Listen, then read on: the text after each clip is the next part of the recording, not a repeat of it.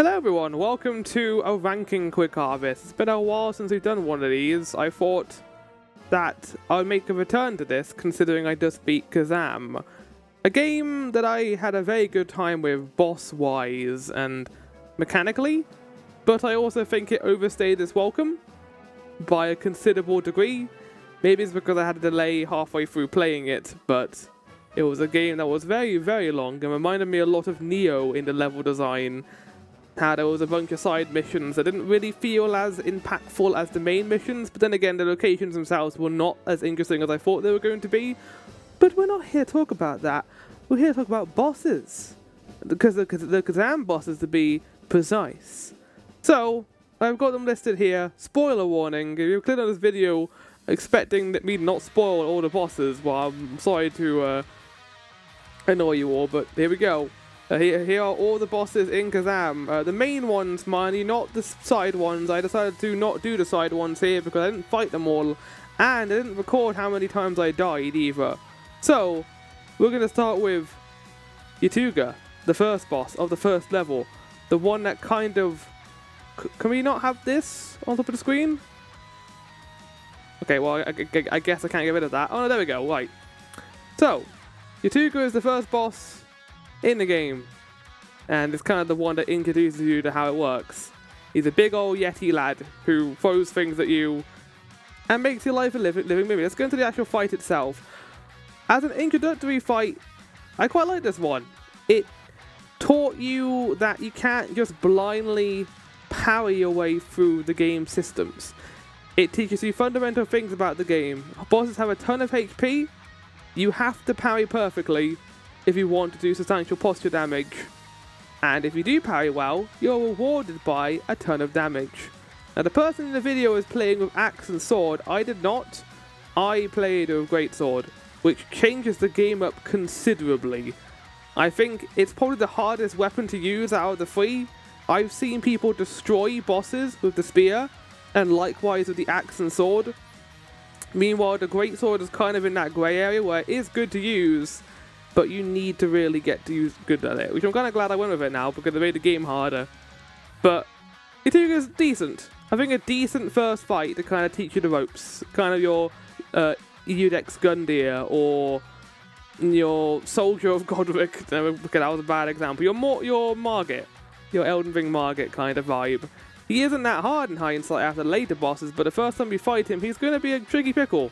I think I died to him 5 times, which is pretty normal for me. I think my average death count in bosses is around 5 to 10 attempts. So let's put him, Yetuga, in great. I think he's a great first boss. Can't say good because that'll go against the fact that it's great. It's not alright, it's better than that. Right, moving on to the second level's boss. The thing is, I know the bosses, but I don't remember the levels themselves, which again reminds me a lot of Neo, because the bosses in Neo were great, but the levels between were really bland and just kind of forgettable. But yeah, Blade Phantom is the guy who possesses you, not you possess, who possesses you. And I do not remember as much about this fight. I remember there was a phase 2, which was interesting. I think he throws a lot of swords at you in phase 2. Let me just do a quick reminder. Again, similar to Yetuga, this fight is a lot about just parrying. Later on, they'd introduce bosses where you have to dodge. You can't just parry everything. But as you can see here, they're destroying this boss right now. And then you're taking to phase 2, where he does he does the claw attacks. He kind of uses moves that you get in your phantom form later in the game after you fight Maluka, which is kind of fun. I don't remember that much about him though, really. He didn't really leave as much as an impression as I was expecting. The arena itself is very cool. It reminds me a lot of Final Fantasy 16, and ironically enough, you are playing as a character voiced by Ben Starr here, and you're kind of accepting the truth as well. But yeah, a bunch of interesting different weapons, actually very Margit coded with all the weapon swapping he's doing right now. So I'm gonna put Blade Phantom in alright. I don't think it's as good as Yetuga. I mean, it's got a very stylistic and fun to look at. I don't think it's bad. Yeah, I'll put it in great. I think it deserves to sit there. alongside Yetuga. Why not? Right. Oh, now we're moving on to a banger. An absolute banger of a boss fight. I remember going into this and initially hating it because the parry timings are weird. The way he flips the sword behind his back and you need a, well, not sword, but it's like dual staff thing behind his back to whack you. It's really satisfying when you time it. He has a bunch of moves that pay really well if you can parry them well. I think the best fights in this game are the ones that reward the player for parrying and don't punish you too much with unblockables or dodging moves. When they have that nice balance where the boss is both difficult but fair, it's probably the best boss fights in the game in my opinion. And Viper is that, hands down, just a pure melee attack. He has a couple of range attacks, but they are usually quite quick and easy to get back to him afterwards. Bunch of HP, and then as you're fighting him, sorry, I wasn't playing the video at all. As you're fighting this lad, you are then led into phase 2, which was the first point in the game where I was like, that first phase felt like the entire boss. But once you get really good at phase 1, you can get through it in about a minute.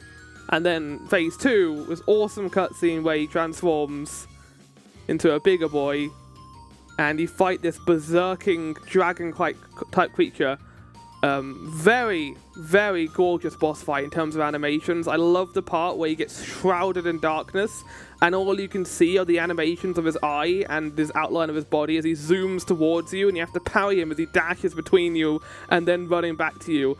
The balance between his strong attack and his light sword is also really good.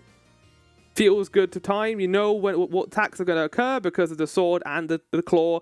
In a couple of fights, you can't really tell how strong the attack is going to be, but because he has a small sword and a giant hand, you know what he's doing. Like, here it is. Here's the move I was talking about, where he jumps towards you and there's lightning as he does it.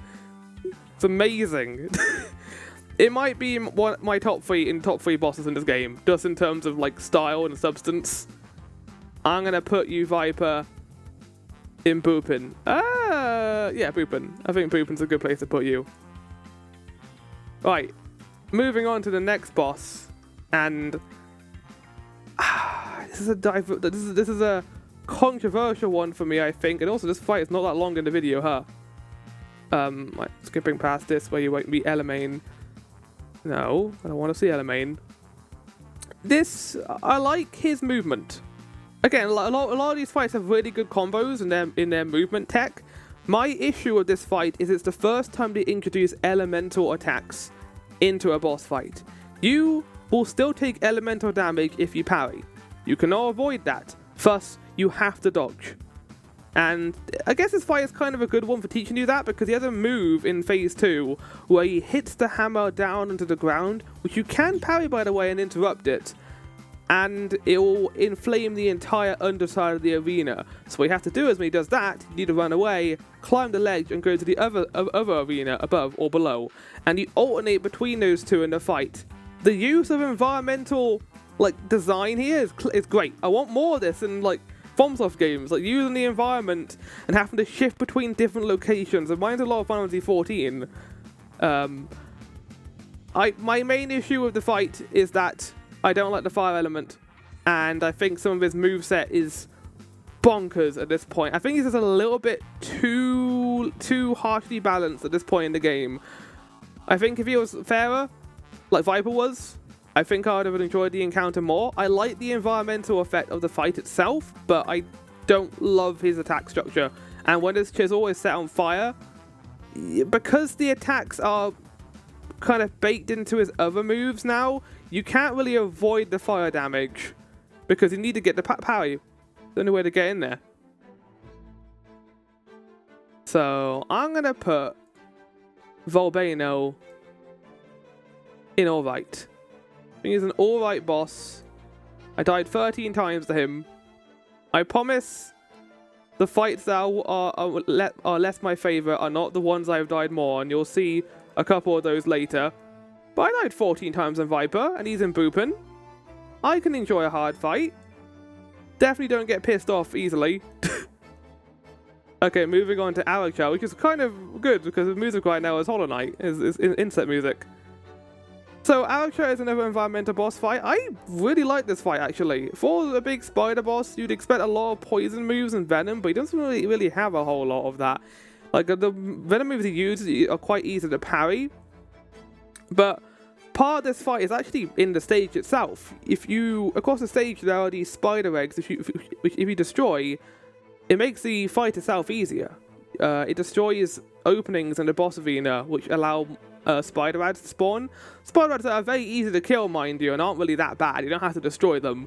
They're the ones who roll up to you and explode immediately, and you can just dodge away to avoid that. Aratra also has vulnerable claws. If you destroy the claw pincers enough, they will break. They do regenerate quite quickly, but they do break. I kind of wish that they broke for longer, but it's not the worst thing in the entire world. So yeah, he pisses off. You have to follow where he goes. He jumps out towards you. It's a very simple fight mechanically. He actually isn't that bad in his combo structure. Honestly, and this is my humble opinion, he should have been before Volbaino. I think he's easier than Volbaino by a fair bit. Like, if they put him before, I think it would work a little bit better. But, cool fight. I like his mechanic. Again, it's a spider boss that is surprisingly kind. I would have expected him just to go crazy with just rampant moves, which, to be fair, this game doesn't do that often. Doesn't do the Elden Ring thing of the enemy just doing random stuff to throw you off guard. He like, plans his attacks. He's a very strategic spider boy. I wouldn't put him in Boopin. I don't think it's that memorable outside of his running away move. I'm going to put him in Great. A lot of these are going to be in Great. Well, we'll see, won't we? Oh, no, never mind, chat, because we got our first fight I don't like. Rangkus does the cardinal sin, in my opinion, in this game of him just deciding, I don't want to be anywhere near you, and I'm going to unfairly recover my stamina while you run away. Stamina recovery in this game, in some of the boss fights, is really annoying. I understand why they do it, because it adds another level of challenge. This is the first time you kind of see it in the game. But Rangkus is a pain in the ass, because he will just walk away from you. You do a couple of hits, and then he'll walk a little bit more just to fully recover his stamina. I learned later on in the game, you just need to keep punishing him, because he will eventually have to do an attack. But I don't like the fact that when they go below 50% HP, they just kind of walk around. That doesn't feel very realistic. They just start walking away from you so they can get their stamina back. But that's the least of this fight's problems, because Phase 2 is really annoying. I think that you can learn Phase 2 and have a good time of it, but there are certain moves in Phase 2 that I do not like. Mainly his fire attacks, which is most of the moves, to be fair. There are a couple of the fire moves that I don't mind. One way he does the fire line, then jumps towards you, isn't that bad. But there are two attacks in particular that I find really obnoxious because of how much damage they can do if you fuck up. That being where you start spinning around and doing the fire. Apparently you can cancel that. I have never been able to do that though. And it happens too quickly for me to be worried about that, because when these moves come out where they start doing the spin, I don't want to try and block that or destroy it, because if I fail that, I'm dead. He just keeps doing it. He doesn't stop if he hits you. So he will just destroy you and give you flame and you'll just die. Alongside that, there is a move as well in Phase 2, and you can see it right here, right now, where he fires these arrows at you. If any single one of those hit you, any of those volleys, you are dead. There is no way to avoid it, because it is both piercing damage and burning damage, which does double damage if you have flame on. So I hate it. I hate this fight. I know I got 23 deaths in it, but I fucking hate it. I'm gonna put it in Blair, where it belongs. Ew. It's difficult for all the wrong reasons, in my opinion. Right, moving on to the next fight. Moving on to a very good one, in my opinion. The cutscenes here are very good. Again, similar to Viper, he has two phases and a transformation in the middle. So Phase 1 teaches you the mechanics. So unlike Viper, where the Phase 2 is mostly entirely different, Phase 2 and Maluka is very similar to Phase 1, but he uses Chaos instead in the attacks. So as you can see here, this person absolutely destroys him with summons. But yeah, once you... He's nice because unlike other bosses, you can stun him. Like with Viper, you can stun him as well. I don't remember if you can really stun Rangkus. I think maybe you can, but he also recovers stamina very quickly. Maluka can just be stunned for the entirety of his phase 1. And then going into phase 2, he has a lot of really cool moves that remind me of Virgil, of course. Because all cool sword lads get to do that, like that sword beam that comes out and like creates a white line across the arena. But yeah, very neat attacks. The fact that he kind of begs you into doing a certain move and then he'll just end up wiping you afterwards is great. This very long sword combo he does here is wonderful. I like that. Again, he has very long combos, which means you can break his posture easier, but if you fail, you will be punished for it. It's a kind of a give and take in that regard, and also the fact that he goes between using the small swords and the big swords as well. Love it. Love this fight. And it's actually one of the few fights where I think Chaos is well handled, because he only gives you Chaos if you fail the posture attacks. He doesn't give you it if you don't fail it. Oh, and I'm forgetting the best move he has, the Beyblade move, where he charges up his weapon and he rushes towards you in an instant. If you time that perfectly, it's really satisfying. He does it multiple times in a row like an idiot. So yeah, I like that move a fair bit. Maluka, you're gonna go in booping. I like you a lot. Elamein. Elamein. So, this happens about halfway through the game, where you lose one of your allies to the Chaos. I kind of respect this fight for the shield. I think the shield's fun as a gimmick. If you end up losing all your stamina, she'll force you into a grappling move. Grappling move is what I'm trying to say. I couldn't find the word there. A lot of her attacks can be punished, but my main issue of the fight is that the shield can be annoying for a great sword build. You are very slow attacks. Slower than spear and axe. And thus, it's going to be very hard to get good damage in on her. Luckily, that is countered by the fact that you do a lot of damage to her with a single swipe. But you need to break away her shield to do that, and it's not a very easy thing to do here. Her moves are mainly based in lightning. Again, kind of an annoying debuff where you will have less stamina, if I remember correctly. And these are moves where you have to dodge, you can't block them. But yeah, if you hit her shield, she gets the stamina back. That's also something else. It's a very gimmicky fight that I think some people are going to enjoy because of the idea of a shield user mainly. But I don't like it. I don't like it. Elamein is a cool character who dies too early, in my opinion. I think she'll be better. I think, honestly, they should have killed her later and had, like, Trokka earlier or something. Because he has his presence in the story, then he just disappears after a certain point. He dies, I guess. Shactuka. Big ol' lion boss, who's the end of Act 2. Not Elamein. This big old tiger lad is wonderful. I love this fight. I love the side mission variant of it later as well. Similar to Maluka, he uses Plague in a way where I don't mind it. He uses his debuff in a way where I don't mind it.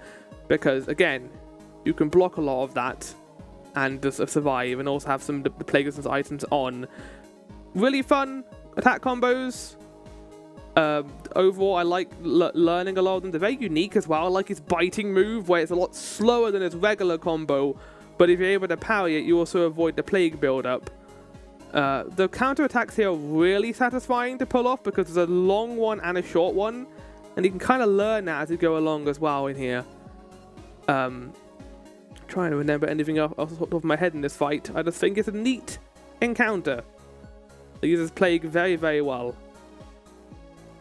But yeah, as you can see here, lots of cool moves. I like the fact that he when he attacks you, he has moments of getting staggered. If he fails to hit you, he will fall to the ground and give you a big window to attack. It's a fight, despite how big and aggressive he looks, he's quite kind. Especially at this point in the game, especially after Elamein, who is like does not give you a chance to do anything. Like she will have that shield up immediately after you break her posture and get a brutal attack on her. With Shactuka, he will fall over for a bit and give you a chance to hit, which is also nice for a boss like this. The thing is about the big boy bosses and the ones that have the stamina permanently go down and doesn't recover, is they don't really give you a whole lot of opportunities to hit them. But because this guy falls over and can get stunned after you do a certain parries, feels good. Feels good, man. It's a feel-good fight after Elamein, I will say. We're going to put Shactuka in Boopin. I really enjoyed this combo. They're really satisfying. And now moving on to a double block. Should I call it the waifu block? I'm going to do them both at the same time, I think. We're going to start with Trokka and then go to... because they kind of feel like evolutions of each other. Also, they call her Trokka in this guide. Very good. Trokka, I don't like it. Both of these bosses fall into the category of they will stay as far away from you as they possibly can so that they can get in hits with their ranged projectiles. I don't think ranged projectiles really have a place in Khazan unless they are followed up by a melee attack.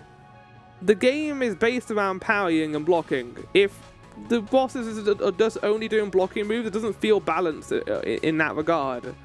I like that you can cancel a thunder move. There's a really cool move at the beginning of phase 2 she does where she flies away and fires that stream of jets at you.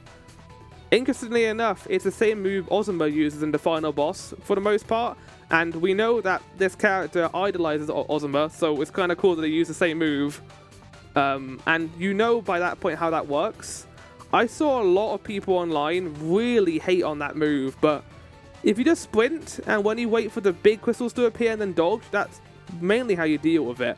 I will say there was a part of that transition attack which I don't like, which is the end part where he fires all the darts at you, which is a thing a lot of these wizard mage bosses have.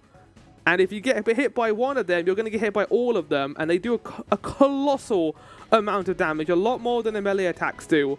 I think they should do less, considering how awful they are. But yeah, a lot of frost attacks, just a whole lot of having to run away as well. By the way, fun fact, you see that jellyfish move she just did? I didn't see that until attempt 10. For some reason, she just stopped to do that, and I was like, why are you doing this? Why are you doing this? I don't think Trokka is that bad in hindsight, but it's definitely the calm before the eventual storm that is Bellerian. So I'm going to put Trokka in a alright, I think. I think he'll fit quite nicely into alright. Let's get to my least favourite fight in the entire game, shall we? Bellerian.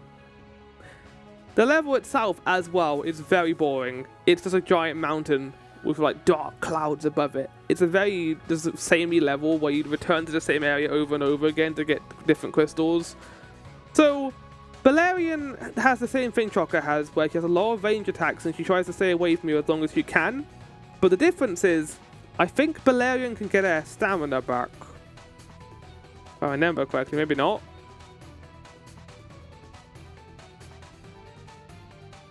Can she? Yes, you can. Right. So she can get her stamina back, which is not great, especially for a great sword build. She runs away a lot, as mentioned earlier. And this never goes away. And then the game designers decided, we're not going to stop there with the Trokka stuff. We're gonna make this even more of a bastard. We're gonna give her a shield, which means she cannot be staggered anymore.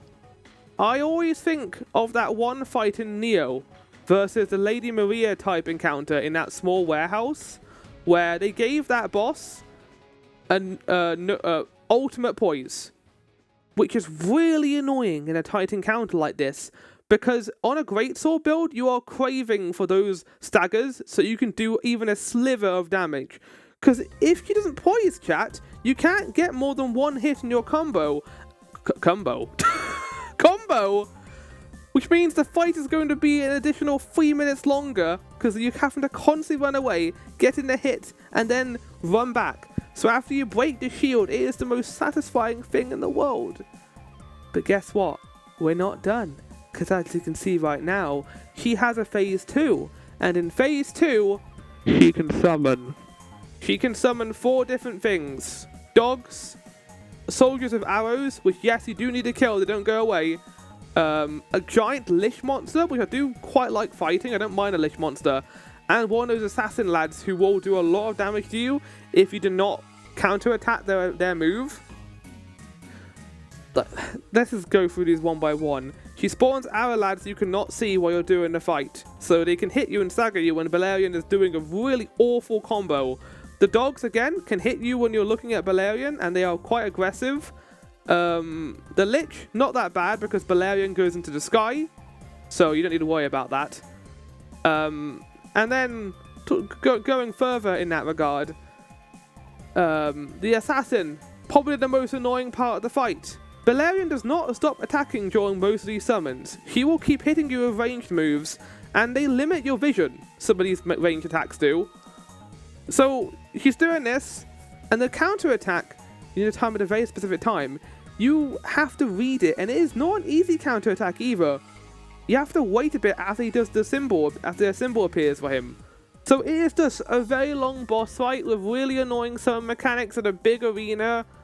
It's like, what were they thinking? I hate it. It's the worst boss in the game. Because it is mechanically interesting, but not in a fun way. In a way that's annoying, in my personal opinion. So I'm gonna put Bellerian in a Bellerian. Huh. The funnies. Right, there you go. Moving on to our third waifu. We got Skalpel. I like Skalpel.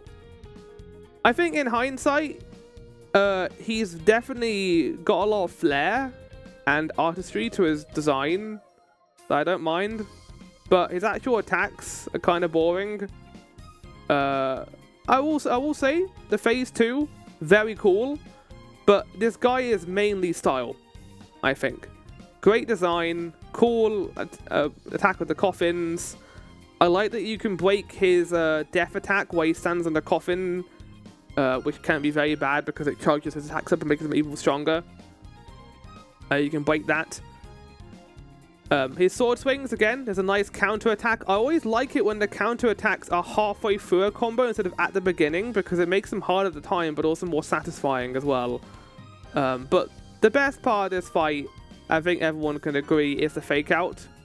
They definitely did their homework on Sekiro here, because after you beat the first phase, he falls to the ground, gets sucked into his coffin. Very graphic. And then it says mission completed on the screen. You're like, oh, okay.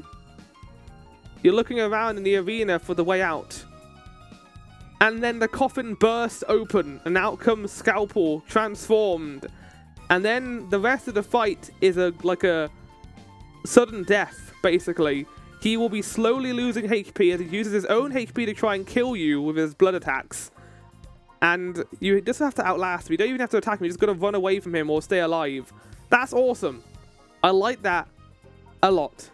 I really hope there is not a side mission or DLC in this game where Skalpel is in his phase 2 for the entire encounter. Because that'll be very annoying. But you get Skalpel. I want to show you this. You get Skalpel to the end of his fight. He staggers as well, by the way. It's very nice. So he dies and he gets sucked into the coffin. Get the mission completed. And it's like, oh, that was easy. What just happened? Oh, they skipped the transition! What's the point in that then? Oh, wow, he bursts out of the coffin and then it transforms. It's really cool. It happens in-game too, so you just stand there watching it happen. I'm gonna put him in great. I like the fight. There's not very memorable attacks, I don't think. Princess Ilyma, weirdly, after fighting her, doesn't really have a whole lot going for her as a boss. Like, she's quite easy despite being late game. I feel like she should have been before Skalpel. Or maybe you'd have fight them at the same time, and that'd be off. Don't do that. I like her gimmicks. You can stun her a lot into the corners of the rooms, but for the most part, she's not that interesting, like attack-wise. She has a rapier that she pierces you a lot with. There's a move in phase 2 I quite like, where she throws this like shockwave diagonal move across the arena. She like throws a vortex to one of the edges of the screen. Here you go, you're seeing it right now. And it's very Final Fantasy 14 coded, where you have to move to try and avoid it. That's fun. I like that. She puts down a lot of projectiles, which are not as bad as Trokka or Bellerian, but again, not that memorable of an encounter, despite how interesting it is. I like that you follow her through the arena, well, through the area before, and you meet her here and save her. But I think they do it better with a boss in a little bit. So I'm gonna put Ilyma in alright, I think. She's not bad. She's not a bad fight. I don't hate anything about her. It's not very memorable in my opinion. Right. We're moving on to the big three, as we call them. Right. So let's start with Hismar. I did not enjoy this when I was doing it, but in hindsight, after sitting on it for a little bit, I think this is a great fight. Big dragon bosses are hard to do in Souls games. You can have an absolute beauty that is Bale, Elden Ring, Shadow of the Earth Tree, or you can have Ancient Dragon from Dark Souls 2. In this case, Hismar kind of falls into the former. He doesn't run away a lot. He stays next to you for a lot of attacks. He's not like Medea. Everyone loves Medea, but I hate Medea because he constantly runs away and you have to chase after him. Hismar follows you. He will run towards you and claw attack you. Yes, you might make the argument, Flower, there's not any parry system in Dark Souls 3, so there'll be no reason for him to run towards you. Or why doesn't he just do that and he dodge instead? The attacks are really satisfying. I don't love some of his moves in phase 2, and I will say he probably has a little bit too much HP. I don't know if they were hearkening to Medea with how much HP he has, or the fact that he is a giant dragon. The scale of this is fantastic. The animations are gorgeous, and his design is great. And again, attacks are also really wonderful. And well done. There's a lot of time you can punish him. I know that a complaint might be that it's hard to hit his head, but it kind of comes down to just learning the combos and working out when to hit him, rather than being annoyed that you can't hit him all the time. Which again kind of leads credence to the idea that he has too much HP, because you can't get a lot of time to punish him in this. But he has a breath attack that is surprisingly easy. I kind of wish the breath attack was harder, because he does it like a very pathetic breath across the arena, and then the second one will always miss you. His claw attacks are good.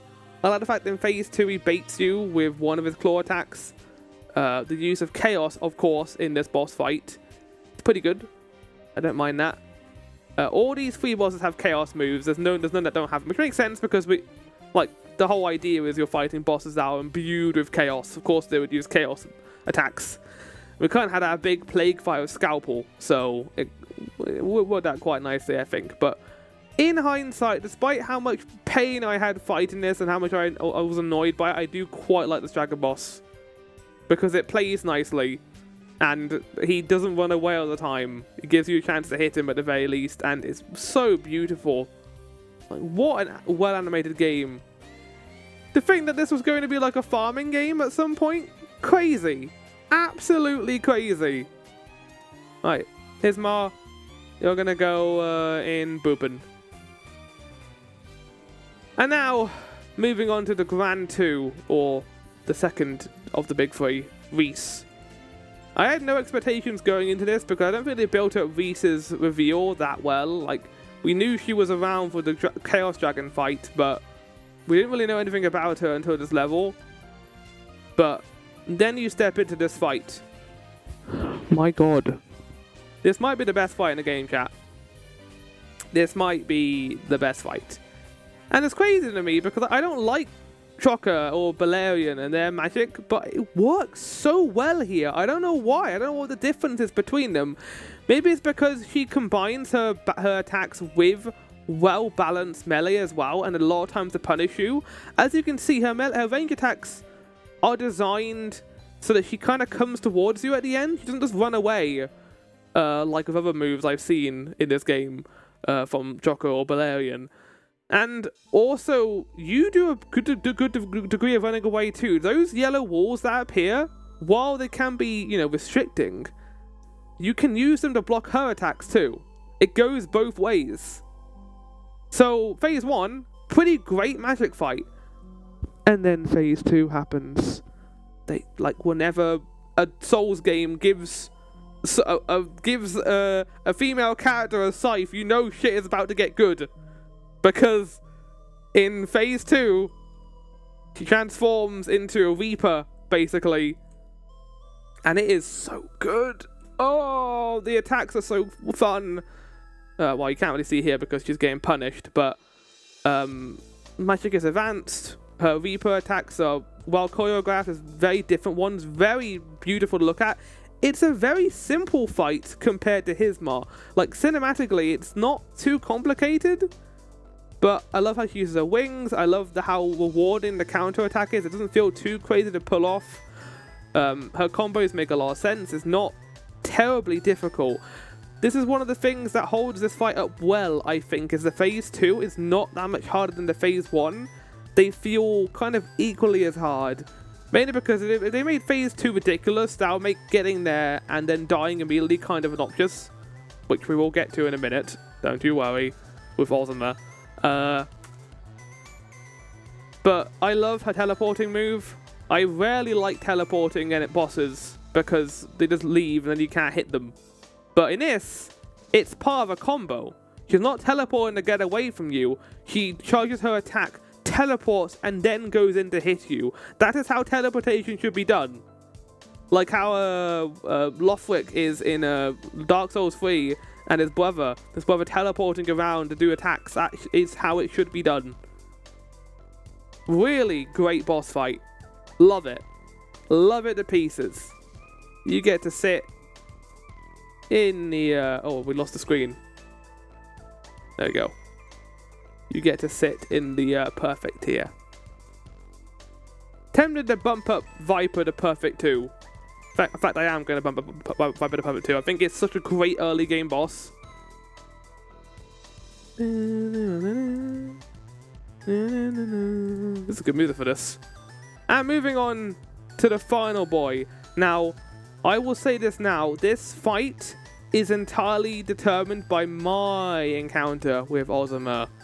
Not what actually happened for a lot of people. People who have thought this got a different ending, and there was a phase 3 in that ending. I did not do that because I forgot to talk to Defona. I got all the collectibles I needed for the ending, but I forgot to speak to her, so we didn't get that one. I don't mind that though, because if I had to do a phase 3 here, it would ruin this fight, in my opinion.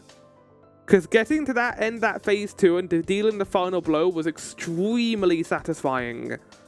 And gratifying as well. I think phase 3 would have been too much. Like, Ishin is a great fight because he isn't that long. Don't make your fight 15 minutes long. Because, let me tell you, each attempt to get Ozma to phase 2 and beat him takes around 8 minutes. So you can imagine. You can imagine what it's like to die. And lose all that progress. But similar to Hismar, I had an awful time in phase 1. I hated it. I was like, these attacks are really obnoxious. He keeps running away and doing his javelin toss. But then you learn it. And you realize a lot of these attacks can be abused. Also, I'm in the wrong fucking fight right now. Let's move to this part. Oh, good music for this! You realize a lot of his attacks can be abused. When he does the red AoE in the air, that means you can dodge and then charge a strong attack to hit him as he is falling down. It's really satisfying to get the javelins off. I will say, he has probably one too many moves in phase 1. I think he has too much. I like that he has the different elements, so that he can use Frost and Flame on you as well as Chaos, obviously. But I was seeing new moves for like the first 10 attempts. He like had a Dark Tornado. He had this like weird rock move in phase 1. He could fire all these like little projectiles at you as well. He had like a laser move. He has a lot of stuff he can do for just one element. Again, I don't mind, but the thing is, he also has too much range, and it makes it hard to get to phase 2. You're kind of hoping he does more melee attacks, because that means he can break his stamina faster. But it will entirely be determined by what Ozma does. So, yeah. Phase 2, great. Love the design, reminiscent of the title screen, obviously. Everything here is wonderful. I love this second phase. Wing attack, really well choreographed. It's a bit hard to tell which wing attack does which, because he might like bring out the right wing, but still do bring out the right wing. But do a different move depending on if he moves his left wing as well.